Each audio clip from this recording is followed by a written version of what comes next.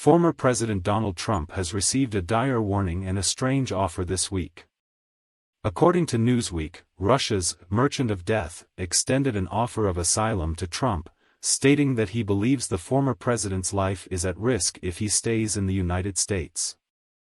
During an interview on a Russian state TV channel, Viktor Bout, an infamous international arms dealer portrayed by Nicolas Cage in the 2005 film Lord of War, told a reporter that he had sent a telegram to Trump cautioning him about a looming danger to his life and advising him to seek refuge in Russia for his safety.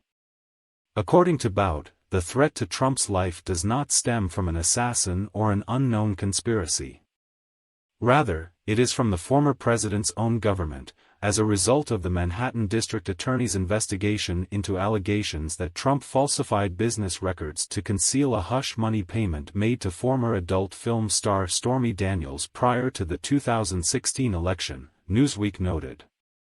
Trump was arraigned this week on 34 counts related to that charge. He has denied all wrongdoing in the case, as well as an affair that Daniels claims they had, the report said. Bout told the Russia 24 News channel, the legal process which has now begun in New York won't just end in Donald Trump. Most likely, he will simply be eliminated there, he continued. Therefore, I think it's in the best interests of all of humanity and primarily all of the American people to invite Donald Trump here, to Russia, to give him security and protection here so that he leads this uprising against the globalists and, most importantly, does not allow the elimination of the American people.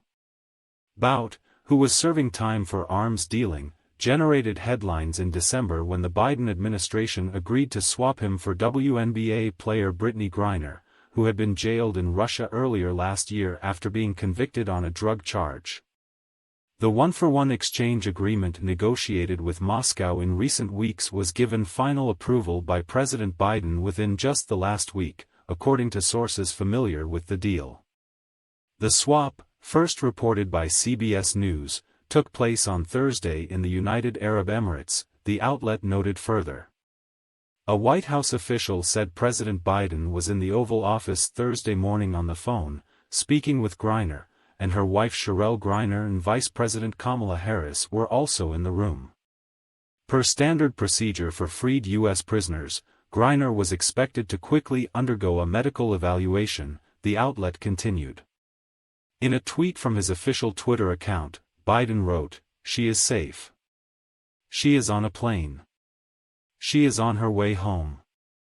In August, reports claimed that Russian officials had confirmed that Moscow was in talks to swap Griner and another American being held in Russia, Paul Whelan, for Bout, the notorious Merchant of Death arms dealer who has been imprisoned in the United States since 2010.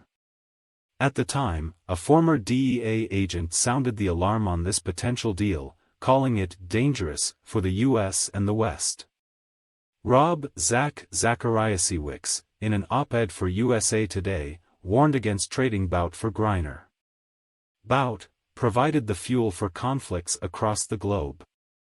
He was a critical player in the global illicit arms trade not because he could obtain weapons but because he could deliver his destructive cargo anywhere in the world through his control of a private fleet of military aircraft.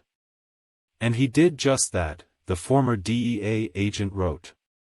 A tremendous amount of resources and political capital were spent on the critical national security investigation into Bout's actions. Lives were placed at risk, and tireless efforts were made. Now many voices are not being adequately considered in these deliberations over whether to free Bout in exchange for an American. Those voices include an entire generation of maimed and orphaned inhabitants of war-torn countries throughout the world, especially in Africa, he added. In a recorded undercover meeting, he declared to persons he believed to be terrorist facilitators that the United States was his sworn enemy.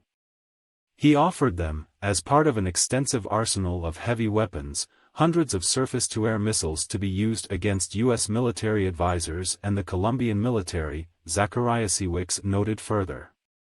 Negotiating for Bout's release is a feckless and short-sighted foreign policy. Such actions merely encourage our adversaries to engage in the kidnapping, illegal detention, and ransoming of American citizens throughout the world, he added.